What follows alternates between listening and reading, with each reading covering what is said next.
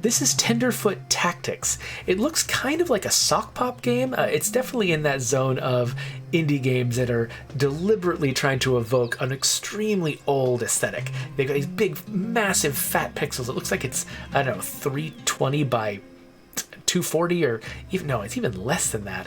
Yeah, so it is a tactics game. It's a lot like, it kind of would remind you of maybe, it's not quite an XCOM. There's no cover system. You know what? Rather than trying to describe it, why don't we play it? We'll continue the game that I've already started. So this is my team. Got a bunch of little goblins here. In fact, if we open up the screen here, you can look at these characters a little better. So I've got Willow, Pascal, and Nettle. These 6 goblins are my squad. I kind of expected up front that they would be that I would be going through a lot of goblins, that they would have permadeath and stuff. But actually, I think so far, even when I've lost battles, I've gotten to sort of flee and keep my characters together. So it looks like I'll be leveling these characters up over time. They've got this array of skills. They've got different weapons. I'm not actually sure what determines what weapon a goblin has. I've got 2 goblins with ranged weapons. You can see this one's got a crossbow, and this one's got a slingshot. The rest all are melee folks. They've all got equipment and stuff like that. So basically there's just this little team of goblins that I've been building up over time. They're working for some, massive spirit that actually kind of reminds me of the spirits from, some artsy anime that I've watched. Here, I can zoom out to look at the island that I'm on. So this is my little team, just a couple of little pixels down here. And I can navigate this island and try to get into fights. There's a boss fight at the end that you can actually skip ahead to the boss fight if you want to. I tried that and got completely worked, and so I fled. And so now my team is trying to level up enough that we can actually survive the boss fight. This aesthetic, I love this aesthetic. This just weird little, you've got these, obviously it's 3D models. It's perfectly modern technology building these 3D characters.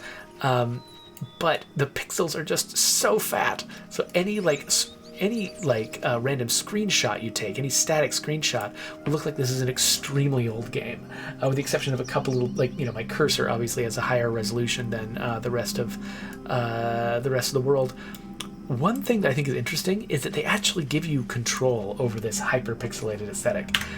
If you open up the settings, you can actually mess with the resolution. Oh wait, that's a little high. I don't think my screen actually goes this high. So you can set the resolution to just perfectly modern and the quality to creamy.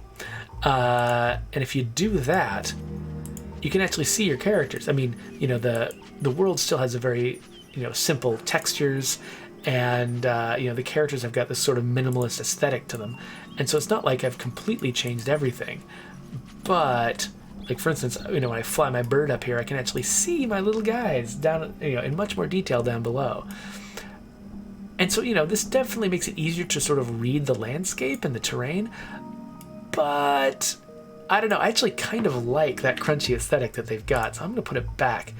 Instead of creamy, we're going to go crunchy, is what they call it. I like the word crunchy for this. So yeah, we're going to go more with crunchy. I think more games should use peanut butter terminology in describing their graphics. So around here, there's got to be some enemies lying around. That's what you do. So far, this is the first island. I haven't actually gotten much further than that in this game, so there could be a lot about this game that I'm missing so far. But as I understand it, you wander the island until you get into trouble, and then eventually, when you level up enough, you fight the boss. Huh, looks like my characters aren't moving. Are they stuck? Oh, what's this? Have we found a cave? Ooh. Okay, I've never seen something like this before. Endless waves until what? What happens? I don't want to fight endless waves. Okay, well, anyway, this is why it's called Tenderfoot Tactics. It's a tactics game. You wander around in that overworld, but really you want to get into these fights. So at the beginning, you get to sort of set up your characters, decide what order they're going to move in, and then where they're going to start out. You've got 2 rows here that you can fill out with your characters. So let's say, I want to keep my simplest characters, the ones that are most expendable. I usually like to start with them, because they're going to get murdered the fastest. And so I want to, not necessarily lose my most powerful abilities up front. So I'm going to have my simplest melee characters go first, and that includes this guy. Then my ranged characters go next, and also my guys. This guy's a healer, and this guy's a healer. I want them to go after other characters, so the other characters have time to get wounded first. And then, okay, so let's grab character number 1. Let's put the first 3 characters on the front lines, right here in the middle, and then I guess we'll put everybody on the front lines, but we'll have the people who move later out here on the wings. And we'll begin. Okay, so the enemies are moving around. I don't know what he just did. Probably something bad. Oh! Okay, yeah, that guy's got a area effect spell. Cool. So does that guy. Wow, and they all get to move first. Are they going to just murder me before I have a chance to move at all? Because that will be very sad.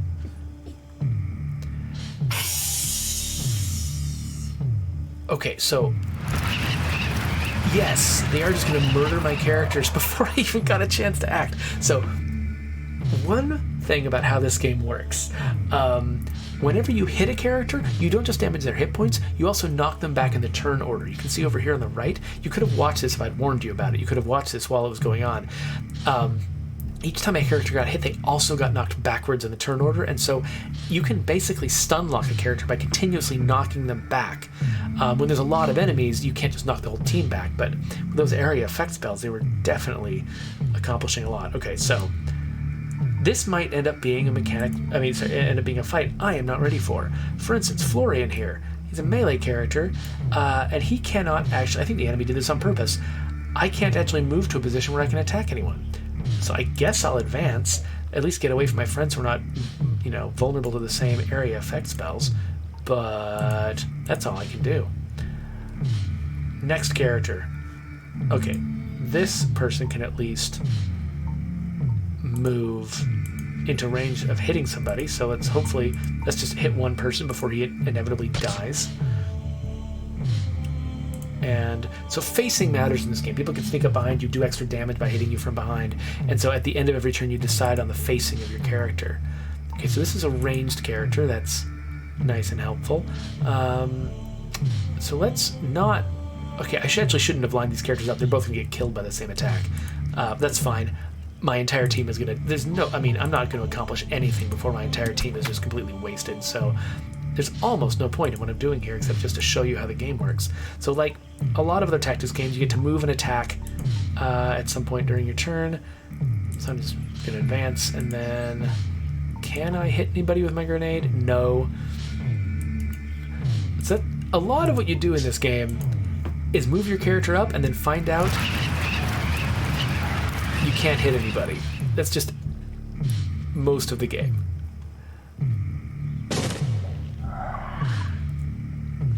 Yeah, so this is just going to go extremely badly. Cool, well I just lost. Yeah, not going to retry that particular combat. Okay, so when you decide not to replay a combat, I assumed, just from experience with games like XCOM, that my dead characters would be dead forever and I'd have to start over. That's not the case. You get to keep your characters, which is nice. So I'm back here. I started at my home, and we're going to start exploring the island again. So I'm definitely not going to crawl into that cave again. That was a bad plan.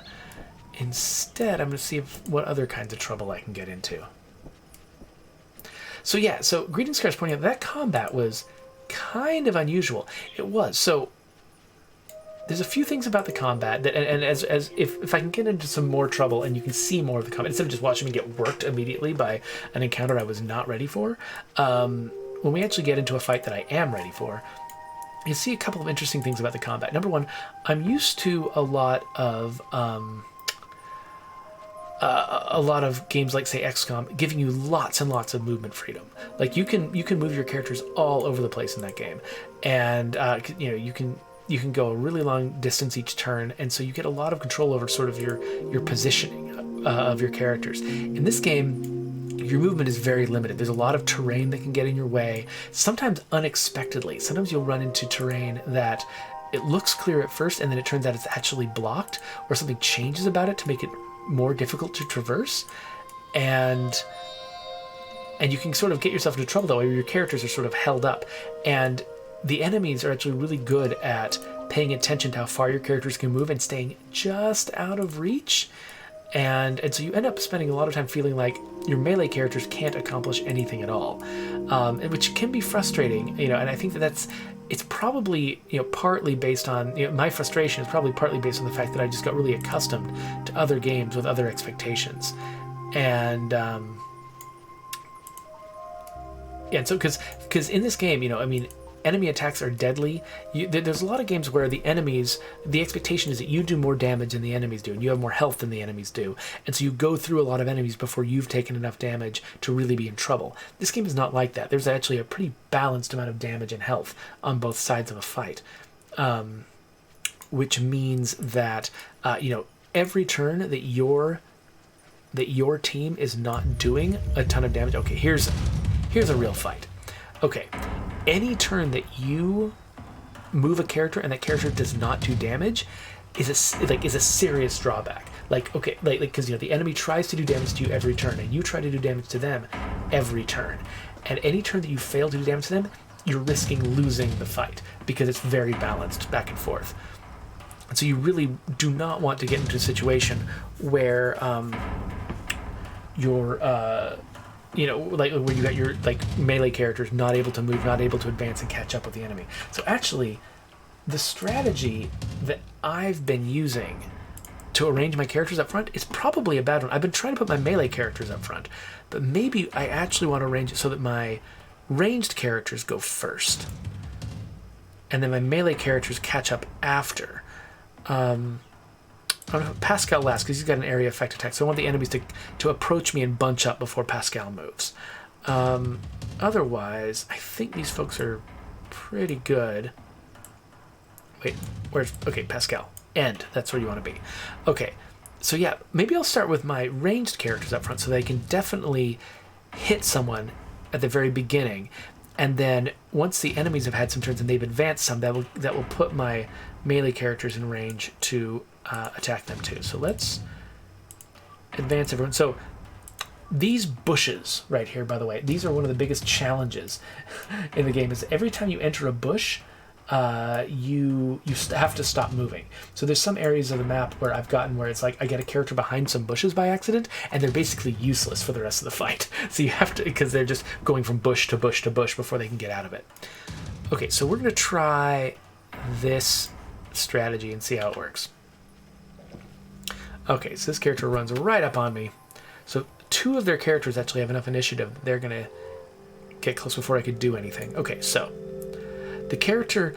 So when you're controlling this game with a controller, which you totally can, it's really obvious which character you're controlling and where you're, the character will be automatically highlighted and pushing buttons is about that character. I first started playing this with a mouse, though, and so because I can sort of mouse over any character and see their movement distance and stuff like that, it actually got confusing for me early on which character I was controlling at any given time. But it's the one with the big white circle. Oh, Wolfo asks, is there any indication in advance of how hard a fight is going to be? No, as far as I can tell, it's just you just get into the fight and find out. So I think that might be one of the reasons why they're so forgiving about when you make mistakes, because you can easily, apparently, walk straight into a fight that just immediately murders you. And if that ended the game for me, that would be very frustrating and I would probably stop playing, but that's not how it works. So, okay. So I don't even know if there's any point in me moving right now. Let's, Song. So Song is a healing ability. I think I'm not going to use it right now because I think I'm going to be advancing other characters close to them really soon. I don't think this character is going to be taking the brunt of their attack. So rather than spending time healing, I should spend time shooting. Okay, so this character is going to advance their very next turn. And I might be able to take them out with just a couple of hits. So I'm going to shoot that character. And then just to make sure this character doesn't die immediately, let's move. So let's move the character back here, behind the lines. Hopefully it'll make them a less attractive target. Oh no, I forgot. I forgot to anticipate that they have area effect attacks, and bunching my characters up is a bad move. I get to move so many of their guys at once. Luckily, they're not concentrating their fire. Okay, so my character, so Nyx, over here, Nyx has got the ability to heal. Oh, look what I've done. I've put Nyx surrounded by bushes. So even though Nyx has the ability to heal, I can't get him close enough to the person that needs his healing abilities. So he's basically useless. So this is the kind of mistake you can make in this game that is unfamiliar to me. Like, I've played a lot of, tactical combat games. I haven't known of any that made it so easy to accidentally sort of get stuck behind obstacles. So this character, he's a melee character who heals people. There's nothing he can do, so I'm just going to advance him. Actually, this is something I've never tried. What happens if I attack the bush? Oh, okay. So actually, I'm able to free myself to move, but because I've used my attack, I now can't heal. That's fine. So what I want to do, because Nyx has got special ability, he does attacks of opportunity when enemies move near him. So I'm going to have him stand adjacent to several enemies. And hopefully what that will mean is they'll let him get free attacks when they move. All right, so now I'm controlling this character. Oh, good, a ranged character. So and rather than advancing on the enemy, I think I'm just going to shoot someone. Who should I shoot? There's that guy. We'll kill him. Yes, let's shoot the guy that I can actually take off the board. Always a good move. Even if an enemy looks kind of weak, it's still good to take an enemy off the board. And then let's move a little bit out of the way here so that other characters can get into place. All right, now it is Gray's turn. So Gray has a special ability that means he wants to get behind enemies and attack them from the back. Unfortunately, he's not in range of any such enemies, so let's just do what we can and do a normal hit on this person. And then, yeah, you don't want to put your back to the enemy. Okay, now we got this person here. They are a melee attacker, so we want to get them up close and personal. So let's run up here and attack. So normally you want to concentrate your fire on the same enemy, so that you can remove enemies from the board as fast as possible. But because of how limited your movement is and how I'm kind of forced to spread my characters out a little bit, I end up my characters don't have access to the same enemies, which means that they actually do kind of have to spread their hits out, which is probably smart. It means if I want to concentrate my fire, it's kind of an extra challenge. Okay, so I have made a tactical mistake here. So I have lined up my characters next to these characters, which means that Pascal, his grenade attack, if I use it on the enemies, he's also going to hurt his friend. So I think I don't want to do that. I think there's no way for me to hit these enemies without also hitting one of my friends. So I'm not going to do that. Instead, Pascal is going to use his normal sword attack, but it will still take an enemy out, which is good. And when the enemies die, they leave these like swirls behind. The swirls are experience. You have to move your character onto the experience to collect it. And so now Pascal has... Oh, you see that? Gray, not Gray, who's this? Nettle? What's the name of this character? I don't know. Whoever the character is, they just use their attack of opportunity. Okay, so can I... Where do I use... Okay, so my healing song ability is a close range ability. I've never used the healing song before. So it looks like I can only target my own square and the adjacent squares. So what I want to do is move... Now I could just shoot. I could shoot this guy and get him kind of close to death, but he's not close enough to death. I think it might still be smarter because my healing ability is so wide-reaching. I think it actually is probably more economical for me to advance and then heal everybody. If only I could get close enough to this guy. This guy's the one who really needs the healing. You know, turn-based tactical games like this, there's always, like, at their core... Oh, just lost a character. At their core, they're always just basically a math problem, where like, you need to be doing more damage per turn and taking less damage per turn than the enemy. And so healing, it's like how much damage can I heal versus how much damage can I deal?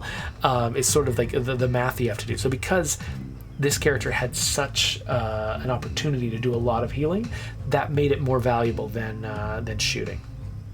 Anyway, okay, so this is a ranged character who can also heal. Okay, so if I move here, I can shoot one enemy. Unfortunately, I can't move close enough to heal this enemy. So, I mean, heal his enemy, heal his friend. So I guess my only option is to advance forward one step. Is it just me, or are these bushes not here before? Like, I feel like this character got down here much faster than they would have if these bushes had been here. I feel like these bushes are growing during the game. I've never been able to prove it to myself, but my characters get gummed up on bushes so much that, looking at the map, when this fight began, the middle of the map was not completely full of bushes. These bushes have been added. The thing I don't know though is, were the bushes always there and I just discovered them by approaching them? Like, is there a fog of war for bushes? Or are the bushes growing in the middle of combat? I've never been able to catch on to what exactly is going on there. Anyway. Okay, so what I need to do is use my ranged attack on the one enemy I can reach, which is not the best enemy to hit because they don't have any existing damage, but whatever. Okay, this guy's moving. It's kind of weird that the icon for movement is a crosshair. Like, it's kind of weird. Like, whenever an enemy starts moving, they get the crosshair. Like, you can see it here. The icon for moving is a crosshair, and the icon for waiting is a 45 degrees crosshair. This feels like shooting to me. So when I see this icon appear over an enemy who's moving, I keep thinking like, oh no, it's a ranged enemy. They're gonna shoot me. And then that ends up not being true. But, okay, so let's move close to somebody that we can murder. I don't think I can fully kill either of these people, but we'll do what we can. So I can... Okay, it looks like... Oh, whoops. I thought this guy was down here, but he's up here. Okay, well, I can't hit him from here, so this is the only guy I can hit, so we're going to do so. And then there's no good direction to face, honestly, so this enemy's going to go first, so I guess I'll face vaguely towards them. This character's about to get worked, though. But that's fine, because, you know, I've gotten really used to games like XCOM or like Other Side or something, where if you lose a character, it's a huge deal.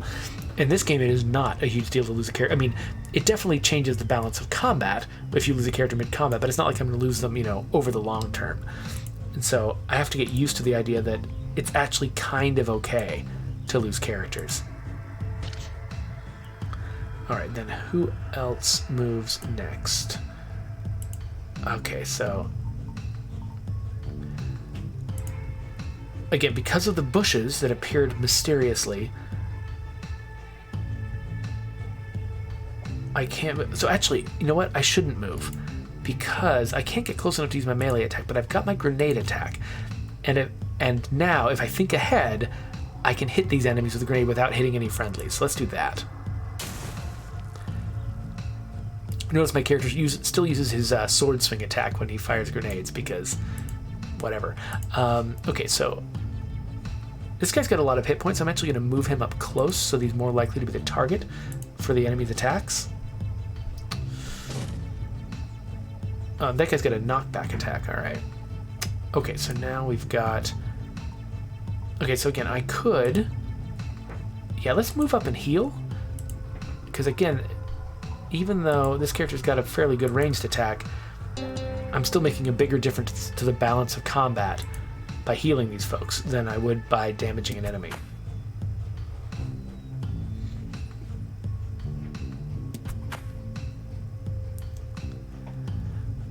So, okay, so I could heal myself, or I could attack someone.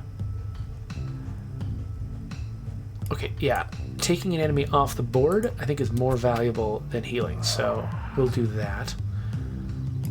And then, who's the next enemy to move?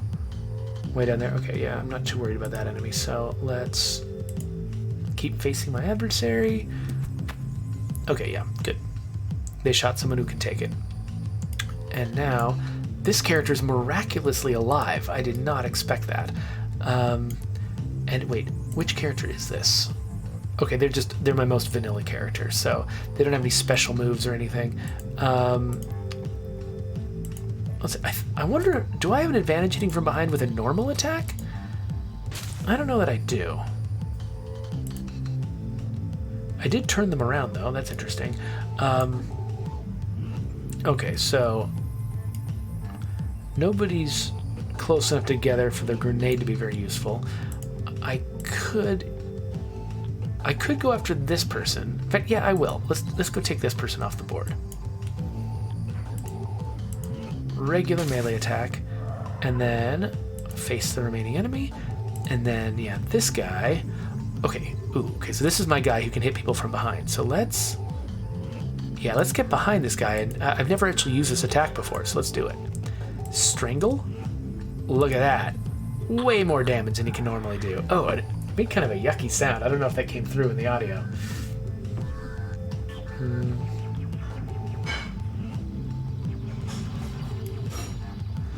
Alright, here we go. And I think... Wait, what did I just do? Did I do this wrong? Okay. Oh, I can't hit this character. Why? Why can't I hit this character? Is it because my friend's in the way? Oh, let's try moving. Okay, you can see the yellow spots on the ground showing where I can attack. So for some reason I can't attack from here, but I can from here. So, shoot this guy. And there we go. So, I don't know if I actually got... If I picked up the what am I talking about? The experience swirls that were left on the ground. I don't know if I got those or not. Oh yeah, wait, no. Okay, there is experience being distributed to characters. So, yeah, it's showing right here, this little... Oh, and this character leveled up. Okay, cool, yeah, so this actually... Okay, so yeah, so I did collect the experience. I guess it was just distributed evenly to the characters. And I also got some items, so... Good, that was good. So we can actually see what it's like to level these characters up. Hey there, Red Kuga and Tree Fox, good to see you. Okay, so let's find the characters. Okay, so just one character leveled up. Oh, and it's my most vanilla character, so I get to choose what special ability the character gets. So, what have I already got? So, this character has got the healing song and anesthetize, which I think is also kind of a healy thing. This character's got the grenade, which is pretty cool. This character's got first aid. This character's got first aid and attacks of opportunity. This character's got this sort of backstab ability. So, I think the fact that Pascal is the only one with a grenade really kind of limits me a lot. So I'm going to get a second character with a grenade. So let's assign the grenade there. And then the equipment that I just picked up. Each piece of equipment basically can either level up your health or your attack power or both. So let's see here. And then each character you can see how much increases damage and healing and increases max health. So each character's got a certain amount of that going on. I tend to be a bit of a min-maxer, so like this, for instance, is going to give a bunch of extra health. So I'm going to give that to a character who already has a bunch of extra health, so they get even more extra health. And then, let's pull that off. And then, actually, you know what? Let's see here. This is mostly health stuff. Okay, actually, let's put the middle mint back on because I think, yeah, I want some extra damage on Pascal because he is my main grenade person. And then I guess we'll get some extra health to Gray because why not? And then this blueberry gives us 6 health. Do I have anybody who's getting less? That acorn does less. yeah, so let's take off the acorn and do a blueberry instead. 1 extra health. Why not? And then I've got this option here, evolve. I don't know what this is for. I've never, apparently you can turn these goblins into something fancier.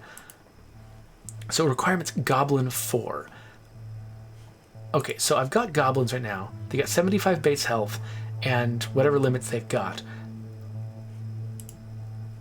But when a goblin levels up to 4, I can make them a knight. And then when they level up to 5, as a knight, I can make them a polearm. Now what about, who's this? An archer. It has to be goblin 4. So is that who this is? No. Okay, so so Willow is also a goblin, but somehow mysteriously has a bow. I don't know why. So do the goblins just have random weapons, but then the characters you can evolve them into have specialized weapons? I'm not sure. So these characters are all goblin 2 and 3. So once Willow and Nyx level up, I'll be able to actually try evolving things.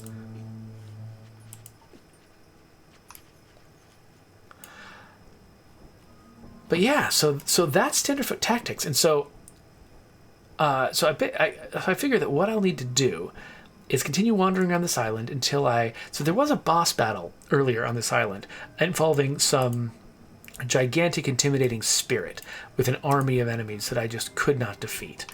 And so my goal overall is to get into some more fights, level up my characters, get to the point where once I find that spirit again, and I'm not sure where that spirit is, once I find that spirit again, I can actually defeat it, and then I'm assuming that will make it possible to progress to the next location, to the next island, which I can see in the distance over there. There's this whole other world. I mean, look at all these places out on the horizon. There's this whole other world that I can explore. And right now, I feel like I'm kind of stranded, and I'm not sure what it takes to get off the island. I assume it's beating the boss, but so because I was not prepared the first time I encountered the spirit boss, it was like a giant cat spirit. Because I couldn't defeat it, I eventually fled. I started over back at home and just went around to try to level up my characters and explore. And now that battle isn't here anymore. Now, there's that cave that just destroyed me last time. I haven't leveled up enough for this to be accessible to me, so I'm not going to even try. But somewhere around here, there's got to be another fight that I can get into, and eventually I assume that, pursuing the fights that are available to me will get me to the point where I can progress to some other location, some other island. Oh, wait a minute. I never actually tried to click on the water. What happens if I click on the water? Oh my gosh, what? What? I've got a boat? I'm on a boat! I didn't know I could boat. This changes everything. Okay, so that's why that spirit battle didn't respawn. It doesn't have... I was worried that that spirit battle not respawning meant that I had lost some dimension of my progression or something like that. But no, I think all the encounters are probably random. And, if one of them goes badly for me, that's fine. I can just flee, and eventually a new one will spawn somewhere else. One thing I have noticed is that those... when you saw the battle sort of got set up, it was on this grid terrain, and the enemies were arranged a certain way and stuff. That is random too. When you retry a battle, the layout is different too. So I think a lot of the stuff in this world is procedurally generated. I don't know if the islands are. I mean, I wouldn't be surprised. The geometry's simple enough that it wouldn't be that hard compared to, some other games to procedurally generate it and make it look good. But I don't know if the islands are procedurally generated or if this world is actually handcrafted, but then the individual combat is either procedurally generated or maybe it's just they've got a selection of different options and they're just selecting between them. Hard to be sure. But anyway, yeah, rather than getting into another fight that could be, time consuming, I think that we've kind of established how this game works and, how interesting and unique and weird it is. So I think I'm going to pop over to the end screen. We'll wrap up this video and then we'll go and do something else. So subscribe or don't. That's fine too. But yeah, that's Tenderfoot Tactics. Pretty unique, weird, and interesting game.